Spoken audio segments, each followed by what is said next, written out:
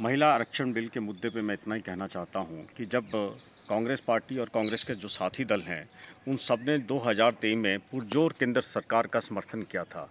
लेकिन अब क्या ऐसी घटना घटित हुई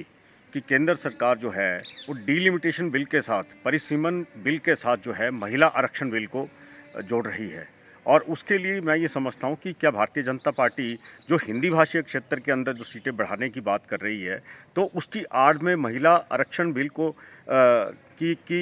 उसका महिला आरक्षण बिल का सहारा लेके जो है इस देश की जनता को बरगलाना चाहती है या सीधे सीधे लोकतंत्र के ऊपर हमला करना चाहती है। तो मैं ये समझता हूँ कि आज जिस तरह से भारतीय जनता पार्टी और देश के प्रधानमंत्री जिस तरह से सोशल मीडिया के ऊपर जो उनका वक्तव्य आया था महिला आरक्षण बिल को लेकर और परिसीमन बिल को लेकर जिस तरह से वो ट्रोल हुए हैं, तो मैं ये समझता हूँ कि आज देश का नागरिक, देश का आवाम, देश की महिलाएं, देश की मातृशक्ति ये समझती है कि किस तरह से इस देश के अंदर जो है लोकतंत्र को दबाने की कोशिश की जा रही है, महिलाओं को दबाने की कोशिश की जा रही है, महिलाओं के अधिकारों को दबाने की कोशिश की जा रही है। उसके बावजूद मैं ये कहना चाहता हूँ, इस देश के अंदर अगर कांग्रेस पार्टी की बात की तो सबसे पहले अगर इस देश के अंदर प्रधानमंत्री दी तो कांग्रेस पार्टी ने दी, अगर इस देश के अंदर सबसे पहले यहाँ पे राष्ट्रपति दी तो कांग्रेस पार्टी, अगर देश की महिला राज्यपाल रही तो सबसे पहले कांग्रेस पार्टी ने दी। तो जिस तरह से परिसीमन बिल का सहारा लेके, महिला आरक्षण बिल को उसका सहारा लेके जिस तरह से देश के लोकतंत्र को दबाने की कोशिश की जा रही है,